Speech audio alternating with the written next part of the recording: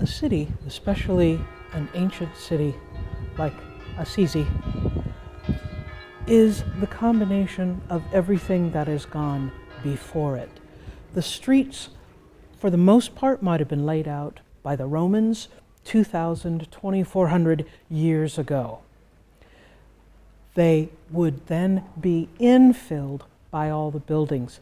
Let me show you what they had to do. These streets are narrow, they weren't built for cars, and they are going to be in all sorts of weird zigzags. Driving in this town is a nightmare. All of the plumbing, all of the electricity, all of the wastewater, that's going to be added later. Because space is at a premium, some of it's stuck on the outsides of the building. And as you can see, they're going to infill some of this space, make passages over the passages so that we have more room. They've got another couple of stories up there in which to build. And so everyone makes their homes as part of what was here before. Somebody had a nice doorway here. They didn't like that doorway. They filled it in. Italy also has a problem with earthquakes, and so there's been a lot of repair work done on all the structures. You'll find these big metal bands holding some of the walls together. You also have long streets in a town, and so they have passages in between these buildings with steps.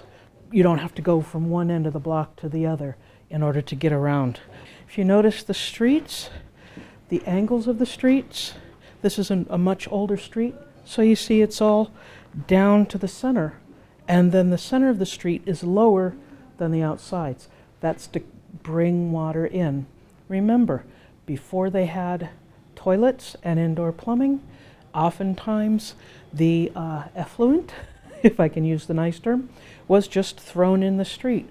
Hopefully the next rainfall would wash most of it away. In the city, these are the specialists. These are the people who don't need to grow their own food, but they have skills and specialties that they bring into the city so that they can sell to each other or people who come to the cities on market day. The city, it's easier to defend. Trying to mount an attack uphill through a city like this would have been hideous. And so the city has got a really different feel than the countryside. There's an old saying that city air makes you free. These people were not under the thumb of a nobleman. They ran their city. They had, if not elected representatives, at least representatives chosen from the richest people of the city who would take care of trying to settle arguments. Because when you've got everyone living all close together, you're going to get a lot of arguments. Who owns what?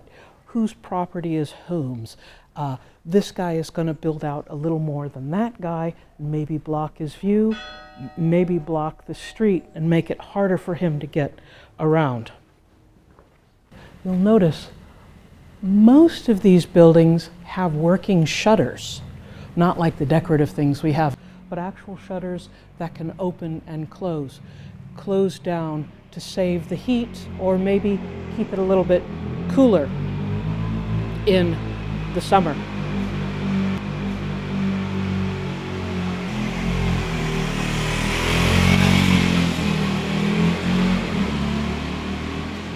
We all have to learn to share. Okay. So you can see, it's really, it's a special kind of feeling to be in a city. You've got to share, but of course the city was never meant for cars, it was meant for people. And so everything is people-sized. If you worked in the city, your space, your workspace, say you're a cobbler, a basket maker, a blacksmith, your workspace, your business is on the first floor. That's why they want the big doors. This is so that when you are selling your product, you have the doors open and invite your customers in and they can see your wares. So the bottom stories usually tended to be kind of plain. The upper stories were where you lived. But as I said, the city is the combination of everything that went before it. You can't really erase what had gone before. So this number of buildings so close together seems very claustrophobic. And so they would build gardens. Some of them were private, some of them were open to the public. In fact, you can see one here. It seems to be a private one because it's walled in, but it's got a big, beautiful chestnut tree right in the middle of it.